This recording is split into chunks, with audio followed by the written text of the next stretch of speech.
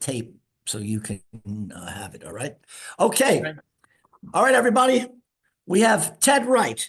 I first learned about Ted on a podcast with Mark Schaefer, somebody, hopefully you guys know who that is. And then I went to the Marketing Book Podcast and listened to my good friend Doug Burdett interview him about this fabulous book, Fizz, that I'm holding up here, if you can see it. Um, and got his this is FIZZ workbook from Mark Schaefer's Revolution website. He speaks here often in Americus Reed, professor at University of Pennsylvania at Wharton. He's the finest word of mouth expert in the world as far as I'm concerned. And so I don't want to say any more. Let him take it from here. Take it away. All right. Thanks, everybody. I appreciate the invitation to be here. That was very nice of you. I'm going to go to slides. So let's just talk about something real quick. I think marketing is about selling more stuff to more people more often for more money. So this is going to be real practical, and hopefully you get something out of it. I'm a big fan of questions. That's me. And that's just a visual on a bunch of stuff I've done. If you have had too much Fireball or you've had too much Pabst Blue Ribbon beer in the past, that is both your fault as well as mine, because we grew it to be much bigger than it was, and then you all are keeping them in business. If you eat at Chipotle, we thank you. We've done a lot of stuff. We've been around for like 20 years. So I'm also glad I built the company myself. I had an idea. Literally, I have in my office, I have the napkin that I wrote the original idea on. I got it framed up. So if there's any questions about how to build something, this is your hour. This is your time as much as it's mine. So I'm good for all the questions. All right. So anybody's got anything, holler, raise your hand, just however you guys do it, and let's go. Okay. So all marketing, all great marketing starts with math and ends with art. So we're going to do 6 slides on math. There's no math that you have to do. So 8 out of 10 North Americans do not believe that anybody that you see an ad from is telling the truth. They just don't believe it. The juxtaposition is 7 out of 10 of those same North Americans trust other people like themselves. So when all the smart Alex in marketing put all these numbers together, what they find is 92 sales out of 100 begin with a conversation between two people who know each other. So just to back up and just to go over again, 8 out of 10 North Americans do not believe that any of the brands that you're going to work with or anything else. Hang on, somebody just threw a question in the chat. So I was like, oh, goodness. All right, do we already have a question? Hold on a second. Let me check that. Hold on. Hold on. Okay, cool. Because I'm ready for a question on Okay, slide yeah. one. That was just a student saying they couldn't turn on their camera All because right, very they're good, very good. outside. All right. 8 out of 10 people do not believe that anyone tells the truth out there. 7 out of 10 of those same people trust everybody like themselves. The vast majority of sales that process starts with a conversation between two people who know each other. And you're like, okay, Ted, that's cool, but what about all the ads that I see on my phone? So here's just the numbers on how this works. If it costs less than 50 bucks and Frank and I are hanging out and we are just looking at like whatever's going on, we're at the comic book store and we're checking out, the latest issues. And I go and I see it and I was like, Frank, dude, you should check this out. Really what I'm thinking on in my head is I know Frank. I know this thing about Frank. I know this thing about this thing, whatever it is. I think they should get together. I think he would like this, right? The average word of mouth conversation is 22 seconds long. That conversation is 100 times more likely to drive trial of that product than that same information that comes from the brand itself, right? So your friend telling you a story about something that they love means it's 100 times more likely that you're going to try that thing than that same information that comes from the brand. All right. So as we're thinking about that, think that 20% of everything that every brand sold comes completely and solely from one person sharing a story with somebody else. So 20% of everything that Campbell sells, that Hershey sells, that Ford sells, comes solely and only because one person says to another, hey, I love my F-150. I see you're in the market for a truck. You really ought to check mine out. 98% of these conversations that I'm talking about happen between two people who already know each other. So it's not like Ryan Keene and I'm sitting there and Ryan walks by me in the grocery store and I jump out in the aisle at him and I'm saying, dude, Jif peanut butter is awesome. And I just like run back around the corner, right? I happen to know Ryan because we've been camping forever and I know he likes peanut butter. And I found this peanut butter, Justin's. I'm like, dude, you really like this. And because he already knows me and he knows what I think about stuff, and he's a foodie in this example, and I'm a foodie, when I tell him Justin's, he's like, all right, I'll try it. Right? And then if the story that I tell matches the experience that Ryan has with that, then he's much more likely to buy it, like 16 times more likely to go back there and purchase it. And then however much he purchases in later on in his life, for the rest of his life, that's really up to him. Brands can't really affect how much you're going to buy over your lifetime. The only thing they can do is they can get you in the pool of people that are buying your stuff. Right? They can't say to you, oh, they can't really get you to go to Chipotle one more time a week than you already would. They can encourage that. They can be like, hey, it's free guacamole day or it's whatever. But if the local Chipotle to you is 40 minutes away or you've already spent all your money for the week, they're not going to change time and they're not going to change distance and they're not going to change budget for you. Right? The only thing they can do is they can show you this is what Chipotle is. This is why it's dope. You should check it out if you're interested in this. That's why all the TV ads you see for Chipotle, as an example, are all about sharing the story. They're not actually trying to sell you something. There's no pricing in a Chipotle ad. You see Taco Bell ads all the time, like $4.99 and whatever, right? They're trying to sell you something. Chipotle never tells you what the price is. They just tell you that they cook all this stuff themselves. And the guacamole is particularly good. And every once in a while, they'll say, hey, free cheese dip on Thursday. But that's mostly a digital ad to people who've already been there. All right? 8 out of 10 North Americans are having at least one brand-specific conversation every day. 15% of all communication between people who know each other in the United States is about a branded product or service. So the question is not, are people sharing stuff? The question is, what are they sharing? How are they sharing it? And what can we as marketers do to get them to think about sharing it one more time than they organically would?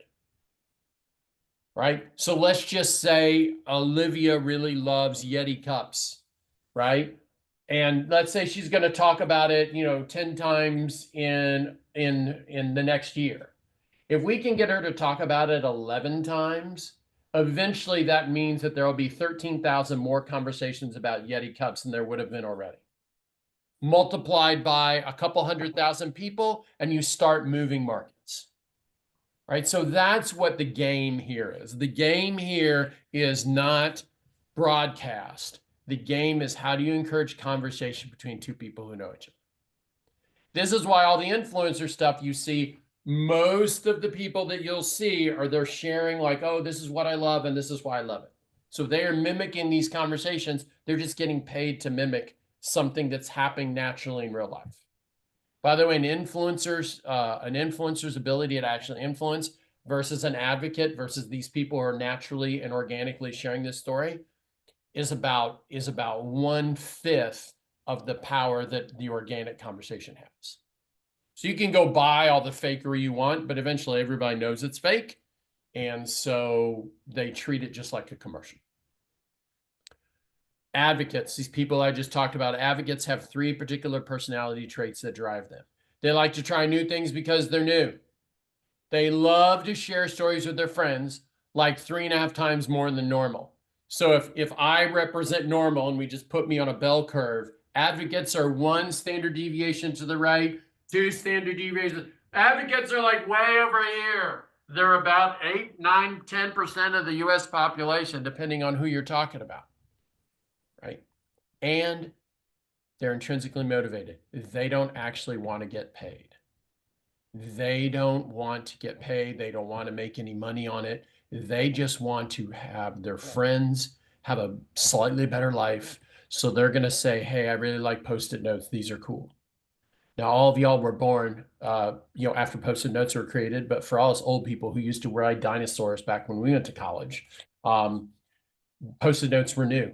And so when we came up with Post-it notes, like, what, you can just stick them on places and they stick forever. This is super awesome, right? This is really good. I don't need any tape. This is cool. This will pretty much stay there until I take it off, right? So that was a miracle. So everyone in office said, dude, it's called Post-it note. And a whole piece of business was sold. And no, I'm not going to keep these Post-it notes on all day, but I know you wanted me to. All right, advocates, and we're going to go back and we're going to come back to them. Advocates are really also super dope because they have 50% more conversations and they talk about 100% more brands, right? So even if their efficiency in sharing the message was the same as everybody else, you'd still want to talk to them. But what's super cool, because they like to try new things because they're new, they love to share stories with friends. Remember, they're way over here seeing so excited about this, right? And they're intrinsically motivated. These people's story gets shared around 40,000 times in a single year among all their friends offline and online. The rest of us, our stories are only shared about 6 times in that same year. So the reality is one North American in 10 tells the other 9 what to buy about everything.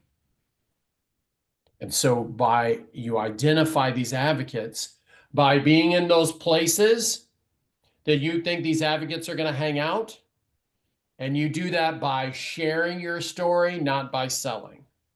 So I'm going to come off here. I'm going to stop my share here and I'm going to come back because we're going to do a hand raise thing. So raise your hand, physically raise your hand, or do it with a little button if you have flown out of a big airport in the last year. Excellent. Look at all those hands going up. Keep your hand up if you said to yourself on the way to the airport, hey, I really want to go get a new credit card while I'm going to the airport. Or keep your hand up if that's true. Yes, Emily. Emily is like, I showed up at the Philadelphia airport to go get a credit card. Everybody else is like, what are you talking about? Exactly. Right? Don't interrupt people. Don't intercept people. Don't be that person who jumps in, like I was talking about jumping in front of Ryan Keene next time he's going by the giant eagle, whatever it's called, and yelling at him about peanut butter. That doesn't work. Don't yell at people. There is nobody who is stupid in the United States. Do we occasionally make poor decisions? Yes, and we can have a whole discussion about, has America made any poor decisions recently? But individually as consumers, we are the smartest consumers in the world because we are the most marketed to. Like nobody really shows up and says, oh my God, I just got home from the grocery store and I'm surprised about all these things that I bought, right? You are making decisions. Nobody goes out to the garage and say, what? A Ford, a Buick Equinox? I thought I bought a Chevy. No, you didn't. No, said nobody ever, right? People are not stupid. People will make their own best rational decisions. Your job as marketers is to share information with them and help them to make that decision. You can't actually sell somebody something. I mean, you kind of can sell people stuff, and we have all kinds of examples. And there some get to be weird and prosaic, but you really can't do that, and you can't do it long term. You can yell at people on TV all day if you want, and eventually you can get people to buy your stuff, but they don't buy it at the same rate as you buy it if your friend tells you the story. In fact, they buy it at about a rate of about 1/10 of what it is when your friend tells them. So that is what's going on, and that is why Professor Elmer brought me in here today to just share the knowledge underneath this, that advocates rule and everything else drools, right? 7 out of 10 word-of-mouth conversations in the United States are face-to-face. So this can be a digital play.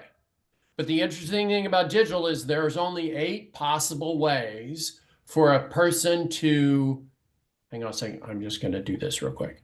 There's only 8 possible ways for a person to communicate digitally, including cap locks, emoticons, punctuation, emojis, and all the rest of that. There's over 400 ways that people communicate when they're face-to-face.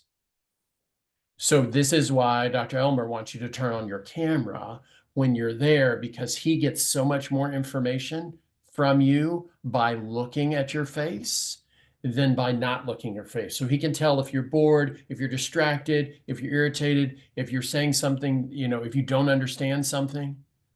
I mean, just as a trick, if you want to just test me out, you know, after we get off this, pretend you're your mother and call out in your house how she would call your name if she was looking for you in the house. Okay. And then practice calling out if she was looking for you in the house and she was mad at you. And think about how much tone and difference those two things are. It's a completely different tone. It's very, very difficult to do nuanced conversation like that on a digital way. It's much easier to do it when you're face to face. Right? Most of these conversations are face to face because the average conversation that these advocates are having with their friends lasts about 22 seconds. Right? So you want to get in, advocates want to get in, they want to share the information, and they want to get right back out. Right? So this slide should remind you of two facts. One, that every presentation should have a dog and sunglasses. Okay. So Dr. Elmer will be expecting the final presentations you do, if you do one, to have a dog with sunglasses in it. That'll tell him that you paid attention. The other piece of information in this slide that may or may not be the most important thing is that conversation rules and everything else rules. Like everything, conversation, you want everybody in America to talk about your brand. And if you can figure out how to make that happen, you'll make a ton of money. And what you want them to talk about and think about is you want them to know everything about your brand as much as you do. So everybody at Hershey wants everybody in America to know as much about the Hershey bars as the Hershey people do. Everybody at the pet food company, because if they did, if everybody knew as much about X, whatever X is, this thing, as the founders do, as the people that make it, everybody would go and buy it. Or they would make the decision they need to make that made most sense for them, and then you wouldn't really need marketing. Right? Conversation rules and everything else rules. That is your job. Your job as a marketer is to drive conversation today. All right, so we're gonna get to the how-to section here, and we're just gonna get to the rules, but I'm gonna stop and see if there are any questions that anybody has about anything at all. You can put it in the chat box if you want to. Yes, chat box works. What is this painting behind me? How did I get so handsome? Hey, Any of the stuff. you can take yourself off mute and just shout it out. Shout out! Come on. Testify. Testify. All right. All right, let's keep trucking. If you feel free to pop back in when you're ready. All right.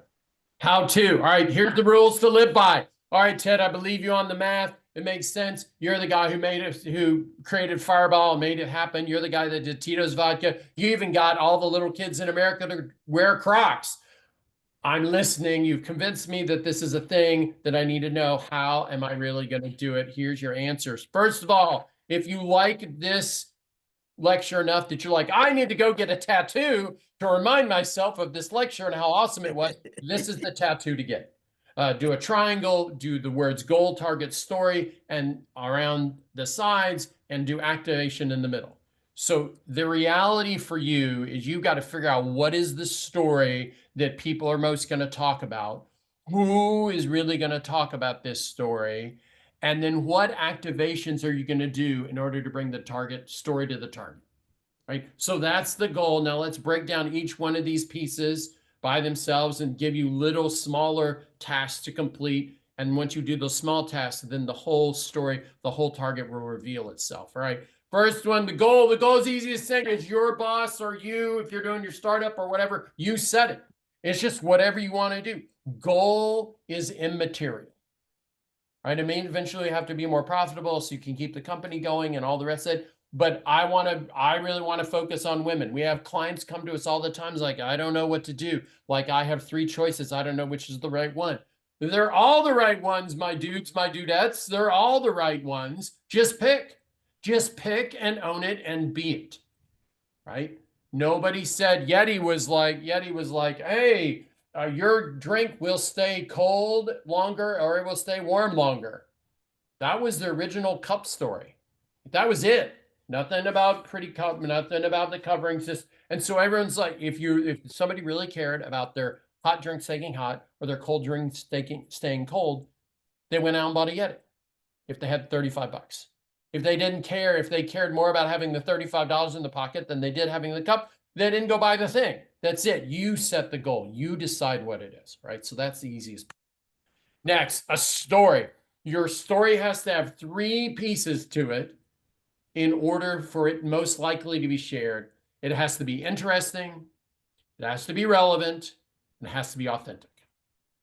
Sometimes I flip these around and say it has to be authentic, then it has to be interesting, that has to be relevant, because it helps me remember, oh, does it have air? Is my story really authentic? Is it really interesting? And is it relevant to the people that I want it to be relevant to? And each one of these pieces are easy to figure out if you remember the following things. 4, to figure out, we're going to work from the bottom first. We're going to do authentic, all right? Truth is the language of lawyers and politicians. Authenticity is the language of friends.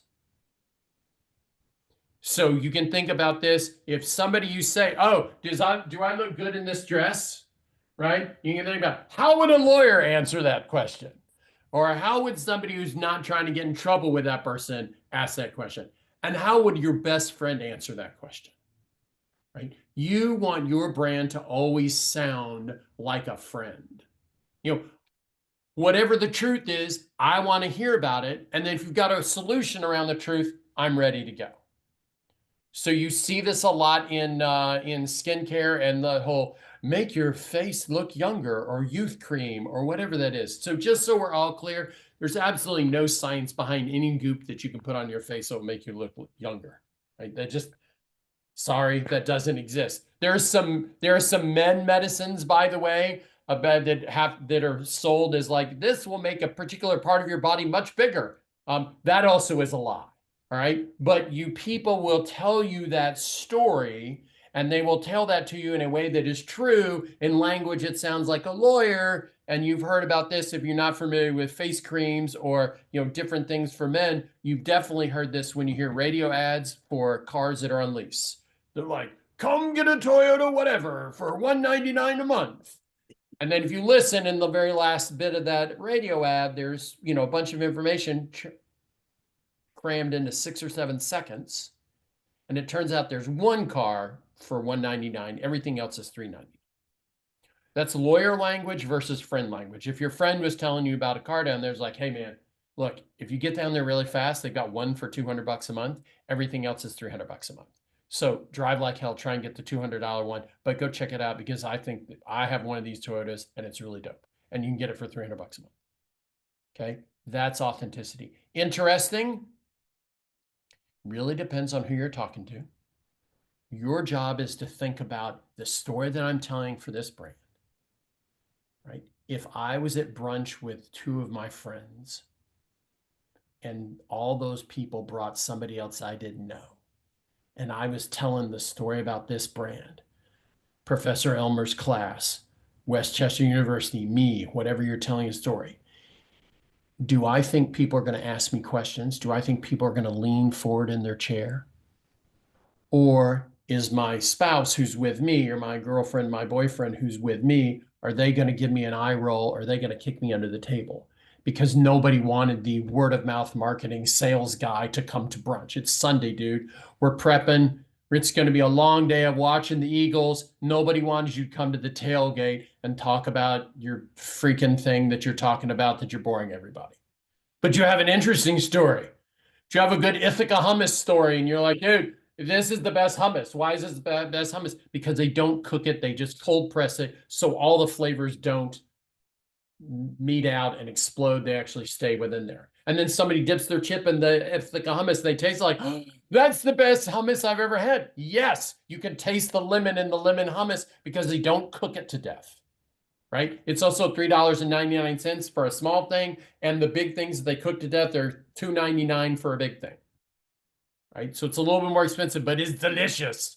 That's why my buddy Chris, who started that thing, will do $150 million worth of business this year. Shut up. I hate him. I'm so jealous of him.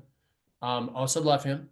But, you know, there's a whole hate love when you get to be wildly successful, right? He had a story. He is 50% more expensive and he sells in a much smaller container. He is the #1 growing brand in hummus for the last 3 years. Because it turns out that Americans, when you put better in front of them and say, here, put this in your mouth, a certain amount of them will pay for that and they will stay and they will pay forever. And last is relevant. You can't really control relevant. Only the people that are hearing the message can control relevancy. So I'm assuming that nobody here is like me and has a 22-year-old son who's about to graduate college, right? Because that would be you were giving birth at age 1 and that was not biologically possible. So if I have stories about health insurance or me paying for his health insurance or me keeping on his plan or how to go get a job, that may or may not be relevant to you because, dude, you're not my dad. So, or you're talking about he's a fashion designer, so I'm helping him with my connections in the fashion world. But you want to be an accountant, so nothing I'm saying to you is relevant. Right? That doesn't mean it's not interesting. It might be interesting, maybe not. You have to decide. And it could be authentic. Hopefully it's authentic. Relevancy you can't do, but it still has to be relevant. People will not share a story that's uninteresting, irrelevant, or inauthentic. They just won't do it. And if you are one of these advocates, these people that are 10 times more likely to be believed and 100 times more likely to drive trial of your product or service to your business at somebody you're working for, you really love these advocates. Advocates are looking for this story to hit, their story that they share, every story they share, to hit all 3 of these buttons. It hits all 3 of these buttons, they'll share it. 40,000 times. It'll get shared. I tell you, you tell 2 other people, they tell 2 people, and so on and so on. It'll touch 40,000 people in a year. The rest of us, the other 90% of us, our stories get shared about 6 times within that same year. All right? Story is key. Next up, target. All right. You have 2 real things you have to think about when you're trying to figure who is my target. Co-locate, which is a fancy word for where does everyone hang out physically or virtually. Right? So if you're selling beauty products to 13-year-old girls, man, do dance stuff and do TikTok, and just because all the 13-year-old girls are scrolling, or everybody's mom. I don't know if everybody's mom is like my son's mom, my wife, but she likes a good scroll at night and she likes to look at purse designs. Okay, so if you're trying to get to my lovely wife, Christina Spada, you want to put your cool purse on TikTok because she will see it. Right? Where does your target go hang out? Where do they hang out physically as well and virtually? Where do they hang out? If I'm selling barbecue tools, where are people barbecuing? Well, they're doing tailgates at the Eagles game. Fly, Eagles, fly. So we need to be out there having our own tailgate, and we need to be using these dope new, instead of using tongs, we're using these mittens that, you know, are full of stuff and you can't get burned. And we're flipping hamburgers with our fingers. We're pulling hot dogs right off the grill. And you want to take extras of those and share them around with people. And they'll be, oh my God, this is changing my life. This stupid little tong that I drink too much and I start dropping stuff. I'm not going to drop it with this big glove. I'm just going to use the big glove from now on. Also, do they have pre-existing communications networks? All right, pre-existing communication network can be anything. It's definitely your besties, however you're doing them, text, Snap, Insta, however you guys are all communicating, that is a pre-existing communication network. You totally have seen stuff that come by on your digital things that, oh man, you know, Civilization 7 is coming out. I can't wait. And you're like, oh dude, I didn't know you like Civ. That's great. And oh, I didn't know it was coming out in February. It is. Okay, cool. I'll go get in there, right? Even though Civilization, which is a video game, comes out I think next week, they've been broadcasting for 6 months that we're coming, we're coming, we're coming. Most Americans get hit with about 14,000 commercial messages a day. It takes 22 seconds for a person to process a commercial message. 22 seconds times 14,000 is almost as many hours there are in the day. So what has happened in North America is most people just don't pay attention to commercials anymore.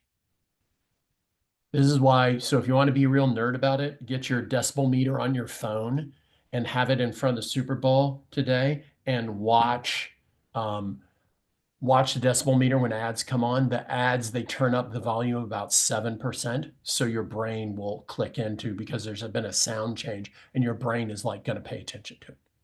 Otherwise, you don't even pay attention to Super Bowl ads. And Super Bowl ads are the things that the people pay the most attention to all year. Imagine being, if we're just going to stay in the NFL, week 8. And, the Eagles are playing. Let's think, who sucks? I know. Somebody tell me who's a team that the Eagles always play that sucks. Say the name. New York Giants. New York Giants, right? So you're week 8 and the Eagles are playing the Giants. Like, yeah, we're winning, we're crushing, we're doing all the rest of this stuff. Here we go. They have to turn up the ads so you'll pay attention. You don't have to do that to your friends, right? When your friend is speaking to you, when he's trying to give you a life hack, he's trying to give you a tip or a trick that's going to make your life better. That's awesome. You're paying attention. Your best targets co-locate. They hang out together and they have pre-existing communication networks. Also, this is a reminder again, advocates rule and everybody else is not nearly as effective. Advocates are 10 to 100 times more effective in spreading your message than everybody else. They're only 10% of your population. That is your target, brothers and sisters of the marketing world. All right, activations. There's only really 2 rules, and then I'm going to slam you about conversation again. Don't interrupt and don't intercept. Don't be that person at the Philly airport that is literally in between security and your gate. And they're like, excuse me, ma'am, can I? And they're trying to sell you something. Don't do that. For fun, next time you're at the airport, when you see one of those people, look down at the floor. You'll see a wear pattern, only because I was at the Philly airport 2 weeks ago, so I noticed this there too. You'll see a wear pattern on the floor where literally if I'm here, if I'm trying to sell you, get you to sign up for credit cards here, way over here in a big circle, half circle arc is where everybody's, I'm trying to get as far away from you as possible so I can pretend I can't hear you, and then you have to yell louder at me. Don't interrupt somebody and don't get in their freaking way. The average North American makes around 8,000 distinct decisions every day. Should I go left or right? What am I wearing? Should I go listen to Ted Wright and Dr. Elmer talk about, marketing, or should I go blow this off and just take my, my one skip that I get a semester, a quarter, whatever you're on? You had to make decisions to be here. You're making a decision to pay attention as opposed to blowing this off and playing Clash Royale on your phone. Focus on conversation. Don't interrupt. Don't intercept. Everybody will always try and get you to do that. When people try and get you to do that, take pity on them. Take pity on your boss because they're making a mistake, and your job is to figure out how to do it the right way and get your boss to think that it was his idea or her idea in the first place. Sorry. It totally sucks. Your first job, just talk about something different. Your first job out of college is to not irritate your boss. You don't irritate your boss by taking the scut work and doing it really well so your boss or somebody that works for your boss doesn't have to do it anymore. That's your job. If you want to get a promotion, if you want to get noticed, you should say 3 smart things in the first year. Like literally keep account of them. And once you say 3, that's it. They're noticing you and they'll pull you on a team, or they'll put you on the short list for promotion, or they'll do something else because you have said smart things and you have not sucked at doing the scut work that nobody wants to do. That's the first job. So it's sad when I was 22 and graduated, I thought I could control the world. I was like, yes, for 4 years I've been at this school and I've done all these work and I've gotten these grades, and everyone said, oh my God, you're so smart. And I go out into the world and nobody gave up. I can use all the words in English, right? Professor Elmer, I use all the words. Okay. Nobody gave a fuck what I thought. Nobody. They just said, dude, I need you to take the pink papers and the orange papers. I need you to separate them. But, nope, that's what I need. Okay. So, all right. Job ideas and thoughts. done. That's the PSA. You're welcome. Now let's go to the next slide. All right. I was going to talk about chocolate milk and how we got everybody to drink it after working out. This is kind of a thing, but I want to stop sharing for a second and give anybody else a chance that want to jump in here because I can be a talker. Is anybody else want to have a question or has a specific thing that they're working on right now that you want to workshop and like, hey, I'm working for this person or I have this assignment and they said this? How would you approach this? Does anybody have anything they want to? Miss Teresa, come on. Hi. I just had a couple questions about the word of mouth marketing. Has there been any successful models after that any businesses have implemented? Because when we were talking about it, I thought of like not really that Chick-fil-A implements that, but like I think of their new commercial approach where they have the paid testimonies. Is that something like similar to that? The All market? right. So that is great. So Teresa, a lot, and you have a second question as well. So but thank you for let's doing one at a time. All right, let's talk about Chick-fil-A. So Chick-fil-A, who, from here in Atlanta, my hometown. So I've been eating them since you could only buy them in the mall. So Chick-fil-A is kind of interesting. So they did 100% in their first, let's say they've been around 25 years. I don't know actually how long they've been around, but let's just fake it. I think they've been around 50 years. The first 30 years of their existence, all they did when they were in shopping malls, they were in like malls when people used to go to malls and eat it, and they were never in the food court. They were right next to it. It was a standalone thing. And when they were not busy, they had a plate and they chop up some of the chicken breasts and they put toothpicks in them that you could definitely stab yourself in the eye. So I'm sure there's a safety thing now. And they would just stand there and people would come and sample them. And they would have conversations about them. And they would basically say, "Oh, this chicken nugget. If you like that chicken, we have chicken sandwiches. If you like that, our lemonade's even better. Come check it out." And people are like, "Ooh, lemonade, that's really good." The first big part of this thing, they did this. Then they said, "Hey, you know what? Let's not make people actually get out of their car and drive to the mall. Let's have standalone stores," which was crazy. And the first one was actually right up the street from the house that I grew up in. And so we all go to Chick-fil-A and say, "This is crazy." And then we did the first time, we're like, "We're never going to the mall again to get Chick-fil-A." You used to be like, "I'm hungry for Chick-fil-A. Well, let me just run in the mall and I got to go get a couple other things." This is when people actually went to malls, and that was the whole thing. You can see it in movies. All right. So now, Teresa, they're big enough where they're running ads because not everybody, believe it or not everybody knows what Chick-fil-A is. Like if you grew up, so it's starting here in Atlanta. So if you grew up in Atlanta, you totally knew what it was. And then you go concentric circles out. So once you get to like Wyoming, California, suburbs of Philadelphia, you might not have heard about it. So they're doing ads and they're doing ads on television. And Teresa, come off mute and explain the ad. What is the ad now? So the ad is people paid to like give testimonies of a Chick-fil-A sandwich or a Chick-fil-A product. And then Yes. Yes, they are paid. That is 100% true. All right, so let's talk about that though. Chick-fil-A goes and finds these stories. So people are only paid basically to come on camera and tell the story of the thing that actually happened. And the stories are always, and Teresa, do you want to tell us like in categories, what are the stories always about?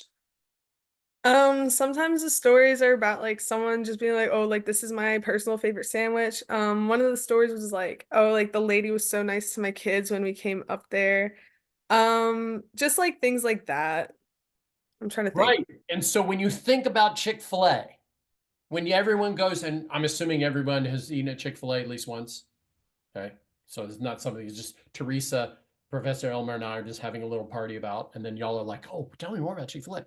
We have them on campus, just so you know. Oh, Chick-fil-A you have is them on campus. Oh my God. Woo woo. I'm pretty sure that my son decided to go to TCU versus UCLA because they have a Chick-fil-A on campus and he could use his meal card. All right. All the stories that anyone's ever going to tell you about Chick-fil-A basically are about two things. They're about food and about customer service. Right? So what are their TV ads about? As Teresa just said, they're about food and they're about customer service. And what is the ad? The ad is like, "Hey, since it's very expensive to get all of us to go to those people's houses and knock on the door and say, 'Hey, can you tell me that cool story about Chick-fil-A? They're like saying, oh, instead, we're going to put a white background where nothing is there. They're on a white stage. There is a white chair, and there's two people sitting there, and somebody says to the other person, so tell me about that cool story about Chick-fil-A. And they're like, oh my God, I'd love to tell you. So blah, blah, blah, my daughter, or blah, blah, blah, this thing. And they stood out in the rain, and they stood in the snow, or they did whatever. Or they talk about what their favorite sandwich is and why. Because nobody really cares what Teresa's favorite sandwich is, what Ted's favorite sandwich is. Nobody even really cares what Kanye West's favorite sandwich is. They want to know why, Kanye, that is your favorite sandwich. Now, some people will go by just because it's Kanye or Taylor or Kelsey or any of these other people, okay? But that doesn't last for very long. But if you say, oh my God, this is the best lemonade I've ever had. They make it with water, lemons, and sugar. That's it. And you're like, what? No chemicals, no nothing? And so, and also, you mean I don't have to like squeeze the lemons myself at the house? I can just go have somebody do that for me? You can just give $1.79 Chick-fil-A and they'll give you this huge thing with as much ice or as little ice if you're trying to cheat. Or, if you're trying to maximize your lemonade dollars, or they give you as little or as much as possible, right? Ta-da, Chick-fil-A. That is 100% and entirely the Chick-fil-A story. So broadcast in that sense is basically taking word of mouth and just showing it to lots and lots of people around, because once enough people know about your story, then broadcast makes sense. So everybody is familiar with Tito's vodka? Excellent. So that's partially my fault and partially Tito's fault. So Tito made a good product. Tito happened to run into me in 2001 when I was bringing Pabst Blue Ribbon back from the dead. And he said, what are you doing? And I said, PBR. And he said, I've seen that, dude. How are you doing that? And I said, I would love to drive to Austin and tell you about it. So I drove up from San Antonio, boop, boop, boop. It's about an hour and a half. And Tito opens, I mean, this is his house. And we're talking for like a couple hours about all the rest of the stuff. And eventually his wife comes home with like 4 big bags of groceries. I was like, I don't know what you're doing, but you got to get out of here because the kids are going to be home in 30 minutes. And I got to get snack ready for after school because then we have soccer practice. Okay, so that's how early it was. So with Tito, and Tito, you have to dig deep into the net, but you can actually find 2 different interviews that he did that are just audio only now. The video, nobody knows where the videos are, where he talks about word of mouth marketing, and then he goes through the case count that he sold for the first 10 years. 100% that was built on word of mouth until at such point, which happened about 8 years ago, when pretty much they had data that said if you get any 12 people together, and I was like, why did you pick 12? He's like, I don't know. I was feeling very Jesus-y. And I'm like, okay. So Tito, sometimes he and I talk like that. And I'm like, all right, so you're making vodka disciples? And he's like, I don't know if I can say that, but we're thinking. So he says, at this point, if you put 12 people together in a room, somebody has tried Tito's. And I'm like, really? And so he said, so then we went and take your thing and said, okay, where are people going to have discussions? So nervous flyers use vodka or bars, but they generally use vodka to make themselves less nervous because they think nobody can, because vodka is supposedly odorless and you can't tell somebody's been drinking vodka if they drink vodka versus like scotch or gin or something else like that. So lots of people do an airport. So if you put any 12 people together, somebody knows Tito's. If you put any 4 people together, then one of them, every third group, somebody knows. So basically they put ads in airports, which the first time I saw them, I called him immediately and said, dude, what the fuck are you doing? And he said, and his other person who started the company with him, her name is Elizabeth. And he said, that is so fun. I'm going to owe Elizabeth a new pair of cowboy boots because our over under on when you would call us was 2 weeks. And I took the over and she took the under, and you called us within 10 days of the first ad going. Because I travel a lot on the plane, on different on the plane. Okay. Your job is to share the story and make sure it's getting shared. Your job is not to care what you use. So when somebody tries to tell you, as Teresa, she's like, let's do TV ads.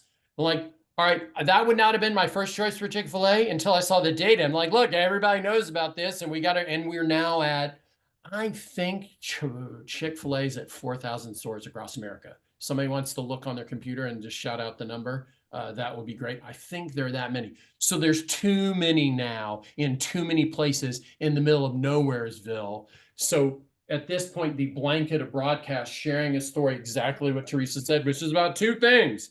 It's about, I wrote it down on here just for fun. It's about these two things. It's about food and being nice. That's the brief for Chick-fil-A. Hey guys, we need ads about these two things, food and nice. Right? And that's what they came up with. I have a question from another student. Go. With a lessening of a third space, certainly think of Starbucks, you know, a place between your office and home. They've gotten rid of all the couches. They don't want you in there now. They want you in the drive-through line. You know, arcades, there's less people hanging out, roller rinks, parks. And so because these spaces have, you know, they're lessened, has that hurt word of mouth marketing? That is such a dope question. Wait, shout out to the person whoever said that. Quick, Professor Elmer, who said that? Chase. Chase, you rule. And Teresa's got a second question, which thank you. we'll back to in a second. Good job, Chase. All right. So here's the thing. During COVID, after the first 6 months of COVID, I was all of us in word of mouth, which there's me doing it, and there's two other people that follow it, and then everybody else does like lots of stuff. So I talked to the two people who do the measurement. I'm like, dude, do you think we're screwed? Do you think that now that we've figured out to go to a pure digital world, we're going to go pure digital now? Like, do I need to, my son is a 10th grader in high school. Somebody's got to pay for his college. You know, his architect mother is, does really well. Christina's awesome, but I gotta help a brother out, right? I got to get him into school. So we did a lot of research. Here's what we found out. When you take something away from somebody, the value that they put towards that thing is about 3 times more than if they never had it before. And the two cool COVID examples, one is kids' birthday parties. So if you're 5, you might remember this, but if your kid is 5 and they have 14 people in the class, there's like a flippin' birthday party like every other week. So pre-COVID, parents like, oh, like 14 presents and the thing and the wrapping, and we got to go in between soccer, and we got to stop by Chick-fil-A, and we got to get nuggets, and there's all this stuff we got to do, right? COVID happens, can't do kids' birthday parties. What did all the moms do? All the moms said, okay, we got to have drive-by, drive-through birthday parties. So the mom would send out an email to everybody, and they would organize, and they would all meet at a shopping mall in their cars. All the kids would stay in there, and they would show a map, and they would figure out how to caravan like 8, 10, 12, 14 cars. Kids, you sit on the right-hand side. We're going to drive by real slow, and you're just going to wave, and you're going to say happy birthday, and we're going to make this sign, and we're going to throw confetti out the window into the grass, and it's going to be great. And the kid, the 5-year-old who couldn't have a birthday party during COVID, he's staying in the window, he's waving at everybody, and then the mom would come in like full hazmat gear and bring like a really great Lego present or something, set it down on the porch, and like slowly back away. Do you know how much effort it takes to put a drive-by, drive-through birthday party versus just going to somebody's house and have some cupcakes that you got at Giant Eagle, right? It's a totally different level. And why did they do that? This thing that was hated, that was not hated, but after the 40th one you've been to, you're like, oh, do we really need blue icing and all over the inside of my car? Even though you wipe their hands, they still somehow get blue icing all over the back seat of the car. Turns out we do. It turns out there was a lot of stuff.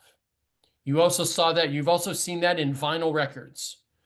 So when Professor Elmer and I were growing up, vinyl records was the thing, and everyone just went out and got vinyl records, and they were super cheap, and they just CDs happen, vinyl goes away, then Spotify happens, and downloads happen, and the CDs goes away. Last year, they sold more vinyl records in the United States than any other year previous, full stop. Why? Because people who really love music missed that warm sound. They like reading the liner notes. They like seeing the art in physical form versus seeing the album art on their phone. For whatever reason, they decided they want to do this. So Chase, good question. Turns out that we really value interaction and we really value face-to-face. So we will go out of our way. Now, are we all glad that we don't have to go to drive 40 minutes to work and drive 40 minutes back every day, you know, until we die? We are super glad about that. Do people still go in our office? So I own the building. It's not a big building. It's like 10,000 square feet. So we're in there, 5,000. After the second year of COVID, I turned the whole thing into a clubhouse because people were going because they wanted to see each other and be face to face, but we weren't going to go in the office all the time. So I always buy lunch for everybody on Tuesday. So there's a big discussion about where we're going to have lunch. We generally have it like at 10:30. So every Tuesday, definitely everybody's there. And just depending on what your work schedule is, and quite honestly, if your kids are in or out of school and how old your kids are, depends on what time of day you're at the office and where you're not. We probably have people 5 days a week at the office, anytime within an 18-hour span. And we've definitely found the people that are night owls. Like we had people, somebody called me because all the lights were on in our office, and somebody was driving by that I know. And they're like, man, there's like 5 people in your office, you know, being robbed. I was like, well, first of all, somebody's robbing us. I have no idea what they would take, but hopefully they don't take the art on the wall or the vinyl records. Other than that, and so Tuesday and Monday mornings, our staff meeting, I said, was somebody in the office Friday? And people are like, yeah, I was. It's like, were you there like late? Is there something going on? It's like, yeah. There's just, the night before I needed to sleep in. And so I just came to work, and it's easier to get work done there. All right. So Chase, third space is not necessarily going away. We're going to have a whole discussion about Starbucks in a second. I'm going to write that down so we can talk about that. It's not going away, but it is changing and is becoming different. And you might not go there every day, but those third spaces that people love, they want to go back to more and more. Yeah. Yeah, so that it's really interesting for me because like I play a lot of trading card games and stuff like that. And you mentioning that like, oh, when something goes away, you want it more. That's sort of how it's been where it's like these tournaments or like events happen, and then like as soon as they start coming back, thousands of people are like, I want to go there, I want to play that, I want to Right. travel and do that. Right. So here in Atlanta, so Chase, that's a great point. Here in Atlanta, we have the one game shop that has always existed, at least since I was a kid. It's called the Sword and the Phoenix. And if you go by there at, any time over the weekend, there's at least 40 cars in the parking lot. And at night, there's probably 25, and there's nobody during the day. So basically, it's just a clubhouse that you can also buy games at. But there's nothing, as Chase can tell you, if you're super into trading card games or board games, there's nothing you can get in a store that you can't get online, and it's way easier. You go to the store because you want to hang out with fellow travelers, with fellow people who are really interested in this. And if you're playing tournaments and you're playing, I don't know if you play Magic or you play, many of the other games that are out there. I know, like I said, I've already outed myself as a Civilization player. So, but that is a multiplayer game, and everyone likes the multiplayer better than just playing against a computer because you can interact and talk to each other. I play Magic and Pokemon, so I get to see the whole variety. It's awesome. Excellent. So you're going, and we can have a whole chasing Pokemon during COVID, which was super interesting to watch everybody doing that. Oh yeah. Teresa, you had a second question.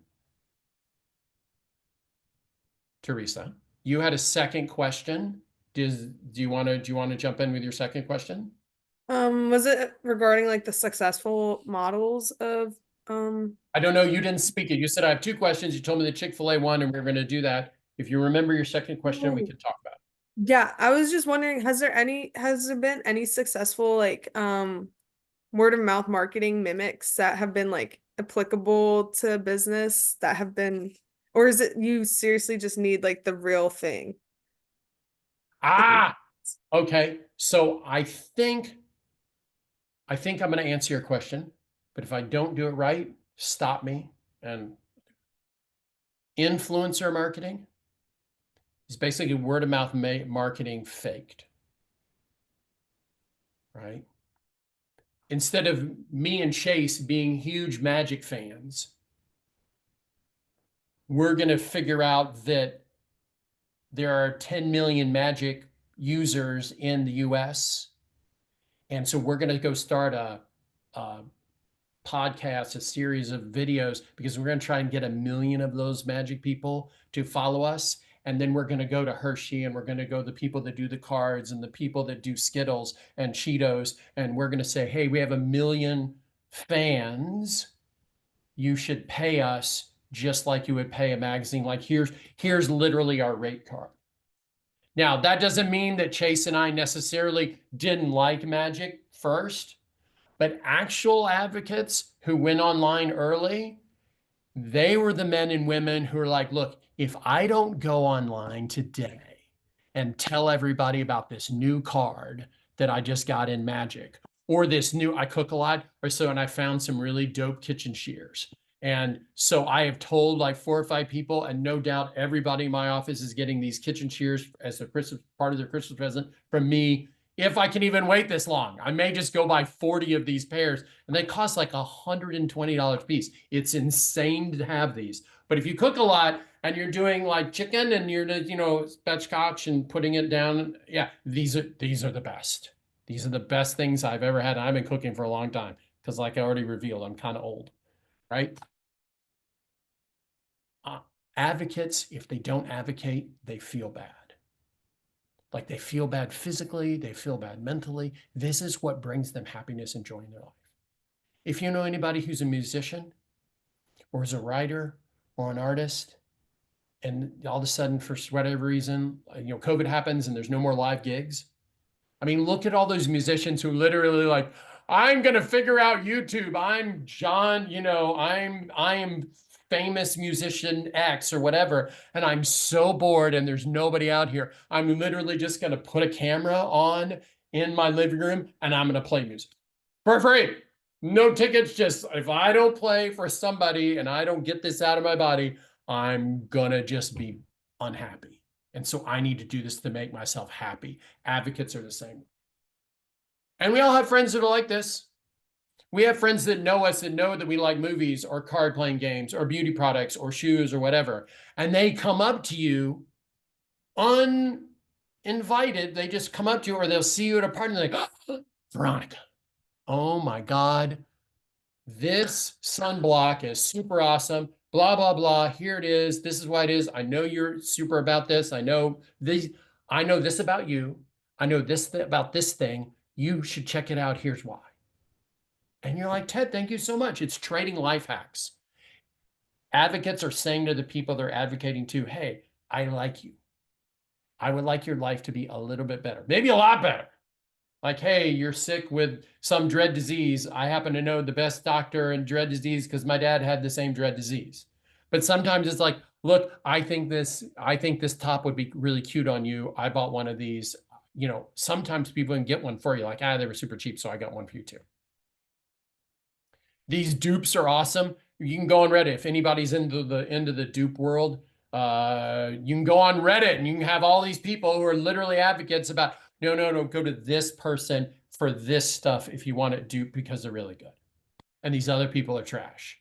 But for these things, I like this person. There's whole Reddit threads, which are basically just a bunch of advocates getting together and making sure that everybody else knows the truth that they know because it makes them feel better if the truth is out there.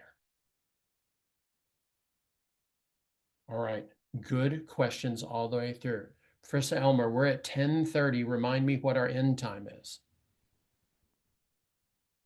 The class ends at 10:45, but they did have school didn't start. All classes before 10 o'clock were canceled today. So these students showed up knowing that they could have bailed out. So 10:45 technically, but in reality, we could probably go long. We can go longer than that. We can go longer than that. Okay. I'm sure nobody said, oh my God, the guest lecture is going to keep going. Wait, I need to have so many other things to do. All right. We'll wrap in 15 minutes. Anyone who wants to stay afterwards, we can. Any other questions before we go back to fun little example? We've already talked about several examples. So if you have specific things you want to ask about, party on. Nope. Okie dokie. Let's go and talk about chocolate milk. All right. The people who run the trade association for all the dairy farmers come to us and they say, hey, we need to sell more chocolate milk. And we're like, pourquoi? Which is French for why. And just because sometimes French is fun to say.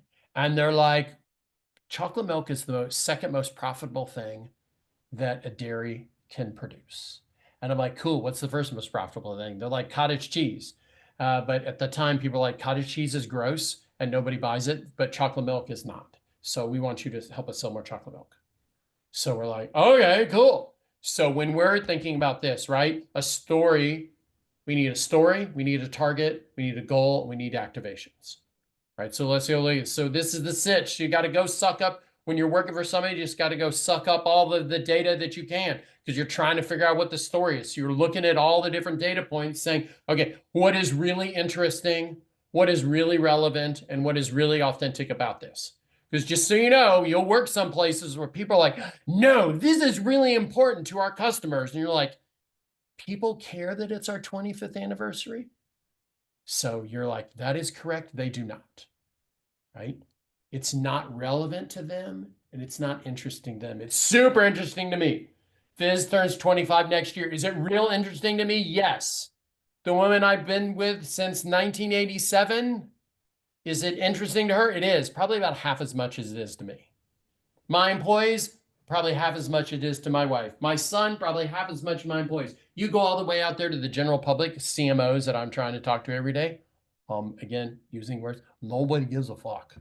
They have so many other things on their list to do. Your 25th anniversary, and they'll say congratulations, but they don't care. It's not relevant to them. So if it's not relevant to them, I, as a company, should not be communicating to them that it's our 25th anniversary because I don't care, because it doesn't create a story. No, my buddy Chris, who runs marketing for Chipotle, is not going to tell my buddy Teresa, who runs the marketing for Starbucks, to say, oh, Ted, hey, Teresa, did you know that it's Ted's 25th anniversary? It's not. No, but it's not them. And they're who I want to talk about our stuff, right? So be authentic, be interesting, be relevant, right?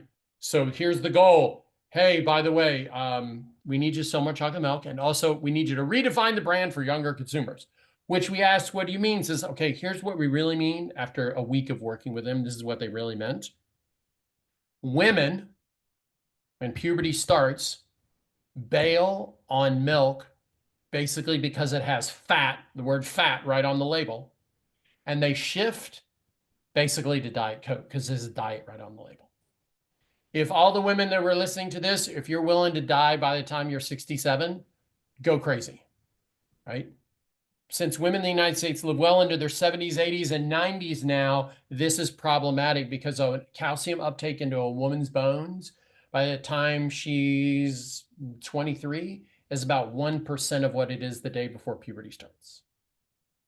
So as long as you're willing to croak before Social Security shows up, then by all means, go crazy. If you're not, then it'd be a really good idea to do this, okay? To keep drinking milk or keep putting calcium in your body, okay? All right, so good, all right? We have our goals. All right, so the first thing we've got to do is we've got to dig there. We got to find the story. So we get about 9 terabytes of information sent to us, which is a lot. It's banker boxes full of paper and all this information. And we've got to sort through this. And we're sorting through all this stuff, looking for stories, looking for things that meet authentic, interesting, and relevant. And we find like 70, 75 things and put it all up on a whiteboard. And then we go through. And finally, the one that we think is most interesting, most relevant, and most authentic is this. Did you know that if you drink chocolate milk within an hour of working out, your recovery time is cut from about 9 hours to about 1 hour? So, you know, obviously Dr. Elmer and I are going full into beast mode every day at 4:30 in the morning, just like pumping out, because you can tell we're both super jacked. And we don't want to feel like ass for the rest of the day. So we'll drink milk, and it can be white fluid milk or chocolate milk. We drink an 8-ounce glass. Within an hour of ending, magic happens in your body. Magic happens in your body because milk has 3 particular qualities that really drive it. It has the perfect balance of amino acids and proteins, so it's good for muscle and bone growth.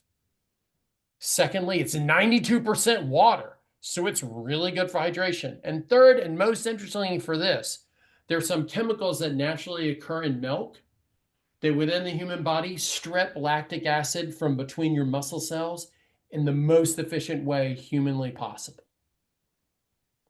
So we're like, okay, so all this is true.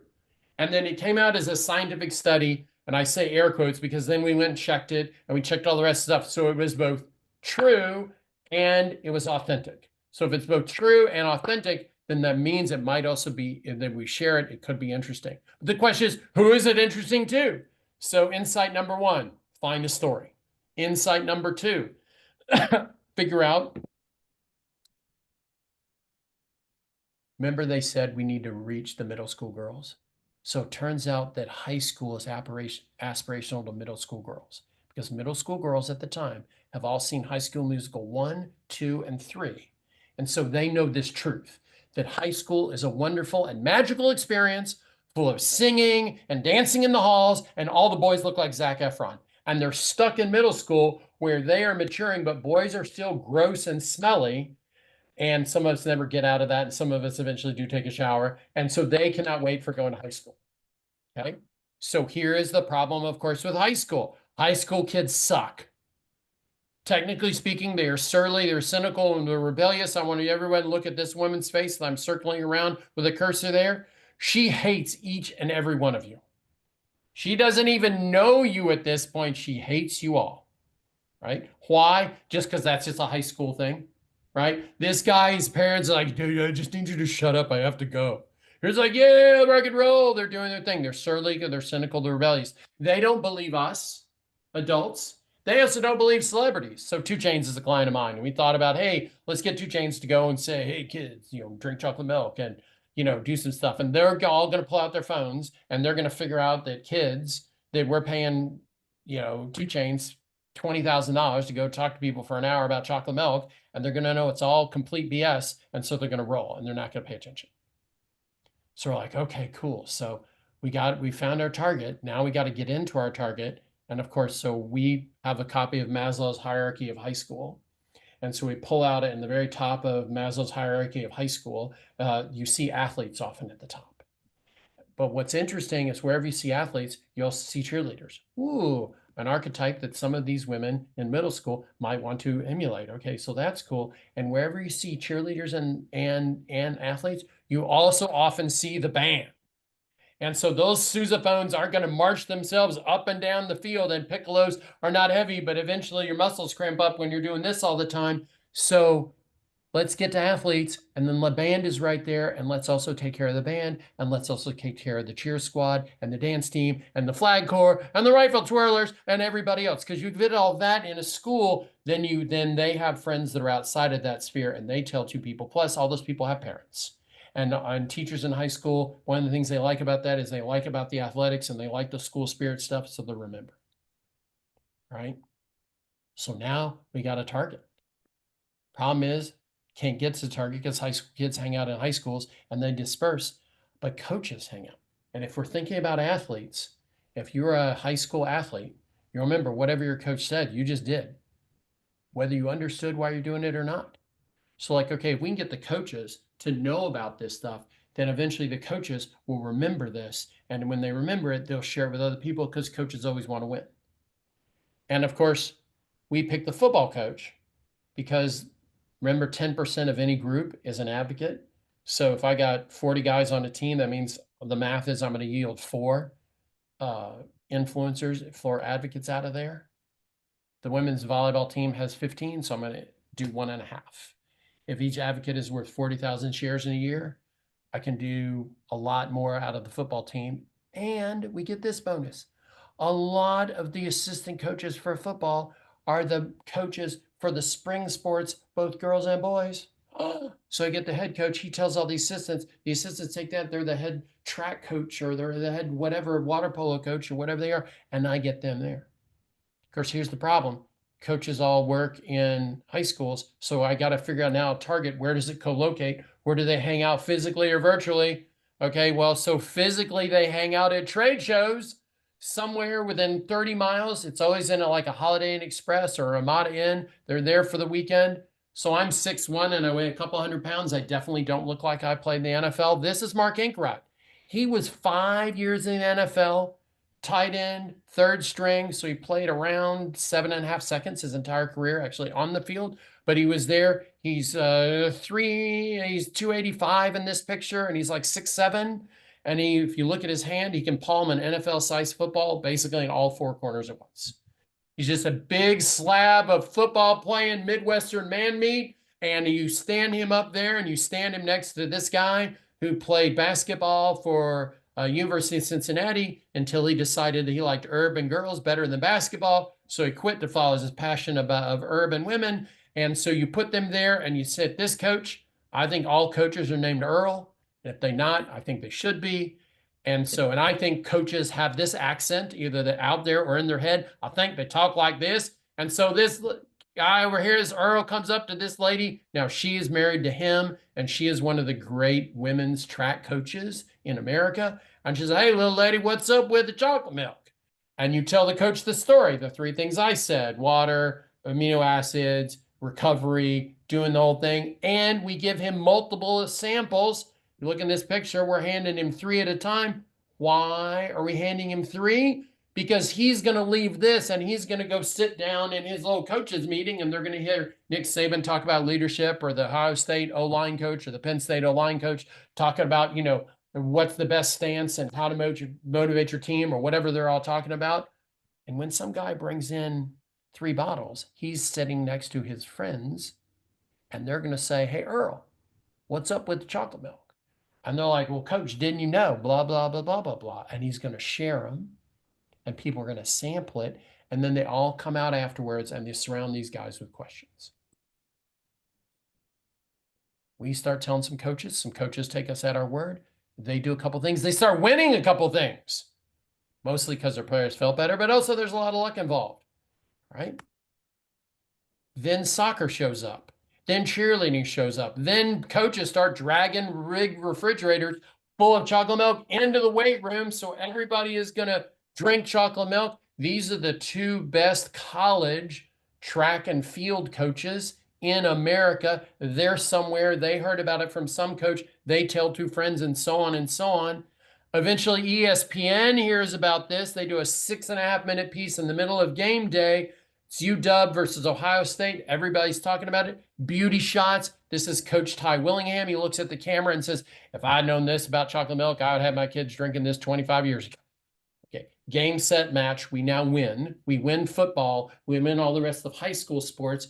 Who do high school football coaches and sports coaches talk to? Oh my God, they talk to college coaches, because their kids are going to go on and play colleges. They're sharing information back. All of a sudden, the NFL calls us within the first year and says, hey, can you tell us more about this chocolate milk thing? Play 60 comes because we had chocolate milk and it's very wholesome. It's like apple pie or reading, you know, religious text. You know, it's just, it's hard to criticize that. And a football player had shot himself in the foot at the strip club during the Super Bowl. And so they were, the commissioner of football was looking for, you know, some really good wholesome things. And we're like, we'll take we're still the only people who have ever gotten a completely free sponsorship deal from the NFL. Word of mouth makes your broadcast work better. Teresa already brought up the thing, right? Teresa's Chick-fil-A ads do not work if nobody who's watching that knows what Chick-fil-A is. Because they're just sitting there blathering. What you want is somebody in the room to say, oh my God, I love Chick-fil-A.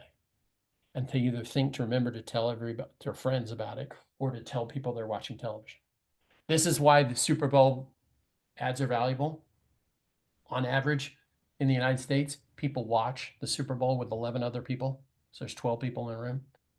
If everybody who is watching it, if 1 in 10 of those are an advocate, basically you have an advocate in every living room. Right? In the end, all presentations should end with money. Our consumption is up almost 500% in the first year. We had 1,000 new points of distribution in the state of Ohio alone. And that's at the end of a very long and expensive cold chain. Plus, you get all kinds of press. Everyone wants to play with us, NFL, you know, blah, blah, blah. So that, friends, is word of mouth. That was awesome. Thank you. Explained. And let's see. Hold on. Oh my God, we're right on time. 10:45. I just didn't move my phone fast enough. So I can say the 45. That's cool. Anybody wants to go, go. I'm glad I got at least another 15 minutes for questions. If anybody wants to stay and talk about stuff, how to get a job, how to build a business, glad to do that. I'd like to thank Professor Elmer for inviting me. Y'all have been a lot of fun. And thank you for the good questions. All right. Thank you. That was freaking fantastic. As I anticipated it would be. I learned so much myself. I know my students did too. This is stuff you can take with you into your careers. So it's time that you move on to your next class. So you don't have to stick around, but if you do leave, I'd like you to say thank you as you click out of here. And we'll stick around. He has about 15 more minutes if you have questions related to anything on your mind, on your heart. And you'll have that chance to do it. All right, people are saying thank you in the chat box there as they click out, and we'll just see who's left and think of questions you have, because here's your opportunity to ask the greatest word of mouth marketer that I know of, and I know a lot of marketers, so certainly follow them on LinkedIn or whatsoever. So stick around. All right, people are saying thank you as they're leaving. Who's got a question? Take yourself off mute and ask. Or put it, okay, there's Teresa. Teresa, fire it up. Take yourself off mute. Let's hear it. I just had a question based off of like what you were talking about earlier with the vinyl records. Do you think there's been like, well, in terms of like when records were like created, they were the only thing, right? And then CDs came along and now we have streaming services.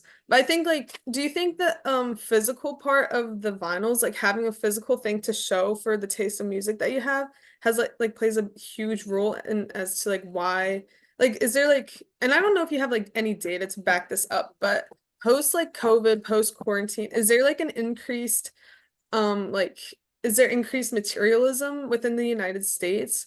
And also I just wanted to like, one thing that I was also wondering like is an attribute to the increase of the vinyl sales and everything is like people interpret music more as like an identity piece, and so having like physical representations of something that like you kind of like bunch up with your identity, is that like another reason as to why there's like such an increase in like that kind of sale? I think there is. Let's go backwards. Let's talk about the identity piece for sure. The identity thing. So why do I have a music room in the office? So partially is because I still have my records and I still have my stereo system from college. So, and my wife is like, this is ugly and has stains all over it, so it needs to go somewhere. And I was like, all right, let's take it to the office. But also when I have people come over, it is 100% an identity thing, Teresa. So if you look, for example, if you go to the FIZZ website and click on the people section, we don't have pictures of everybody. Just back in the day, 25 years ago when I started this thing, right? Happy anniversary, yay.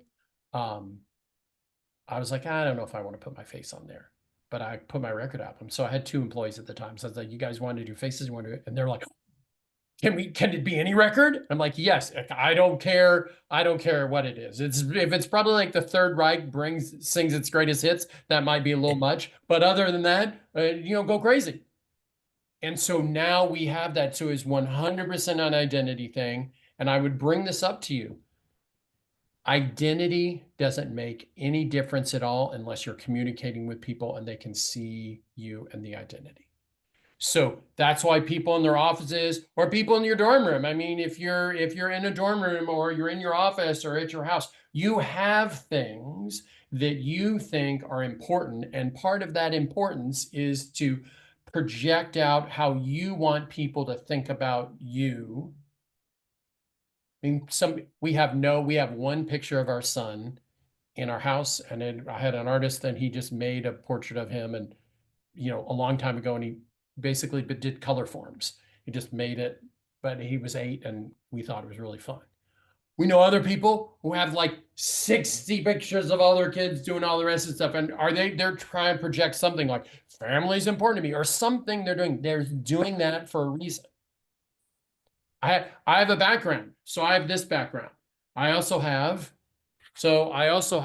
this background that you can see behind me, but I move this whiteboard because that's got a lot of stuff that y'all don't really need to know about. But that's when I'm not talking, when I'm not doing stuff, the whiteboard is actually out here and I'm using this, but I put it away and I have an interesting piece of art back here. Plus I have all kinds of tchotchkes from different things that I've done. You know, there's a, here's a hat that my son wore when he was little. And I just think it's fun because it's got a blue fish on it and it's one fish, two fish. And there's an inside joke between my wife and I about this. Because when she was pregnant, I was like, how's the fish? And she'd go like this. She said, I think it's swimming along. And I'm like, okay, cool. Right? I have these things. So I think it's definitely about identity. I don't know if it is about increased materialism. So should people be more interested in experiences than stuff? Yes. Are some generations seemingly more interested in stuff than their experiences? Yes, in a narrow way, absolutely. Naomi Klein wrote a really good book called No Logo. Check it out. Written in 98. 98. Might have been written in 96. No Logo. Naomi Klein. You'll find her. She kind of talks about this. And truth. Are you any less materialistic at 22, 19 than your grandmother was at the same age? Probably not. Your grandmother just doesn't tell you a lot of stories about back in the day because they weren't really appropriate when you were 7 and you were kind of hanging out at her house. So, which is totally creepy and weird to think about. There's nothing that you all do, nothing that your parents didn't do, and also that your grandparents didn't do. Right? There just isn't.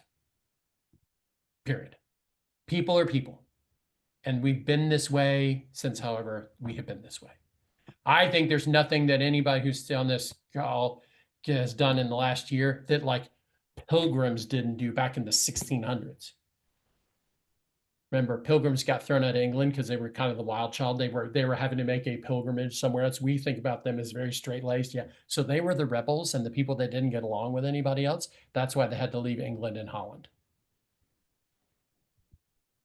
They were irritating. And eventually society's like, you got to go. You either got to change, you got to go. And they're like, I think we'll go. Whether it's religious or they just wanted to get their freak on or whatever, they wanted more land or they were tired of paying taxes, whatever. I gots to go. Bye. Straight up, bye, Felicia Ing. Increased materialism, I don't think so. Identity, 100%. Olivia, you have yet to ask a question, so I'm just going to pick on you. Yes. I just had a quick question regarding, like, do you have any advice, like, or a story on how you got started and became so successful and built yourself and your brand? And like us, obviously, we're students. Do you have any advice on internships and how to get involved in this marketing world, and more just like how you got started in this business? All right. So 2 things I like. know that's probably a loaded question, but No. All questions are loaded, right? Because you're looking for an answer. All right. So Olivia, so one piece of advice, the first one will be about advice. Advice is just somebody telling you how they did it. okay. So Mark Cuban has very different advice than I do on this exact question because he did it a different way. All right. And Mark's made a bunch of money. I'm okay too. I'm decent. Not Mark, but I'm okay. All right.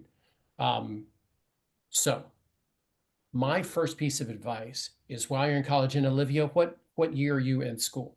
I'm a sophomore. Sophomore, excellent, great. Practice. Like if you think you want to be in marketing or you think you want to be an entrepreneur, go try something.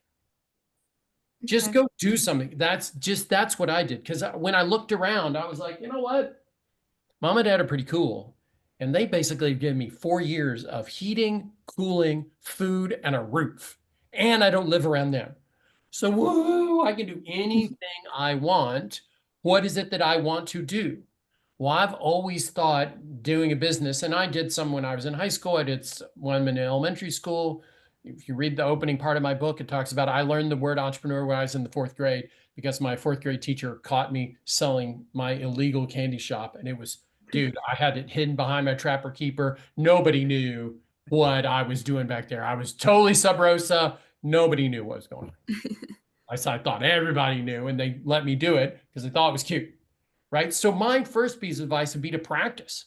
Like if you want to do this, I know if you're in a club, if you're in a sorority, if you're in a whatever, make some t-shirts and try and sell them.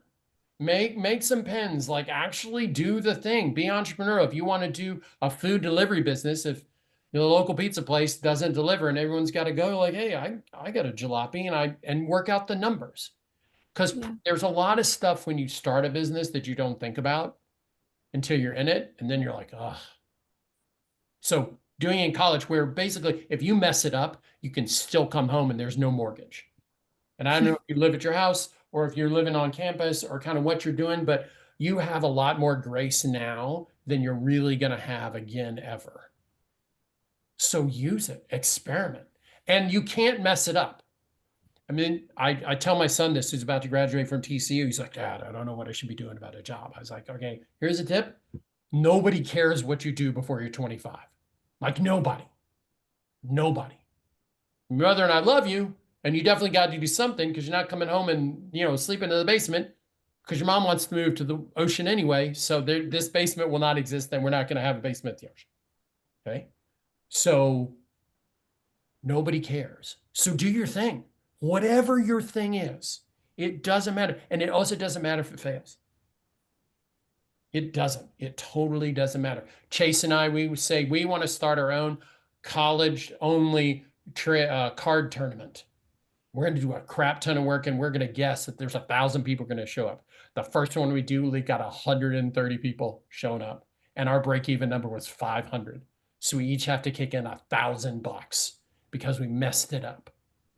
But Chase and I are going to learn a ton about that. And we're going to say, okay, we should not have spent, why are we buying Facebook ads? That was totally dumb. Right? But you did that because when you're growing up, you're like, oh, everyone buys ads on digital. I bought ads on digital, so I should do this. And you just didn't know. Right? So experimentation.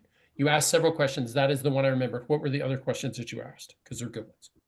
I think just how you got started in this business and that sort of.